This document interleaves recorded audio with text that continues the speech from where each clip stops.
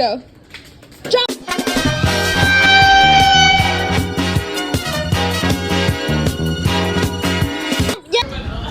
The endocrine system is a system of glands that release and produce hormones that travel through the bloodstream.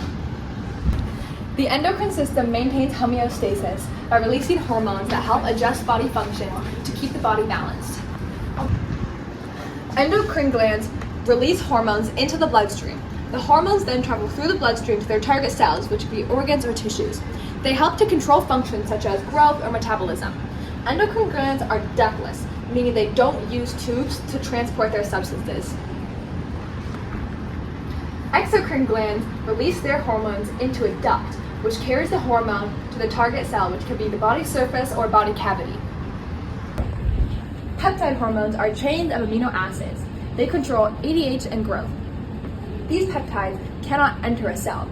Instead, they bind to receptors on the outside of the target cell's membrane. Steroid hormones are made of cortisol and help manage stress. These hormones can travel through the cell membrane, and they change how certain genes work. Target cells are certain cells that hormones can act on. Each hormone in a system has a specific target cell that it can affect. Not all cells are affected by every hormone. The hypothalamus is a small section of the brain that controls the pituitary gland.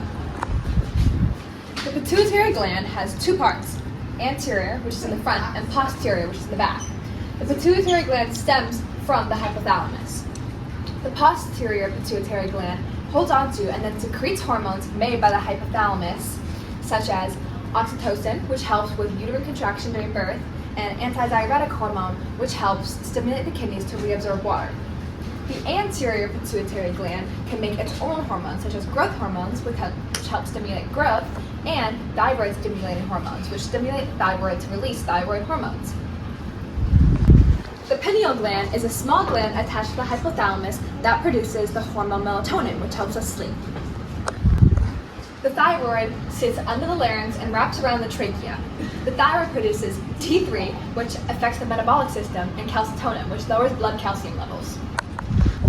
The parathyroid are four pea-sized glands that sit near the thyroid. The parathyroid releases parathyroid hormone, which raises calcium levels. The adrenal gland is located above the kidneys. There are two major parts of the adrenal gland.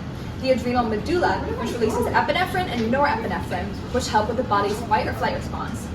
The adrenal cortex produces cortisol, which increases blood glucose levels, and aldosterone, which is critical for the reabsorption of sodium.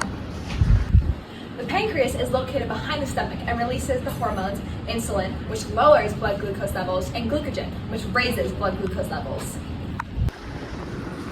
The ovaries are located on either side of the uterus and release the hormone estrogen, which helps develop the female anatomy, such as the hips and chest area, and regulates the menstrual cycle. The ovaries also release the hormone progesterone, which regulates the separate stages of the menstrual cycle and helps support the body during labor. Testes are located in your scrotum and produce sperm and hormone testosterone. Hypothyroidism is a disorder in which the thyroid is underactive and does not produce enough of the hormones meant to regulate metabolism and the concentration of certain compounds in the bloodstream. Those with Hashimoto's disease, celiac, anemia, diabetes, or who have undergone radiation are at a higher risk for this disease. Symptoms of hyperthyroidism include fatigue, slowed heart rate, joint muscle pain, and fertility problems. There are treatments to lessen the effects of hypothyroidism, such as specific medications and surgeries, but is often considered a chronic condition and will be lifelong.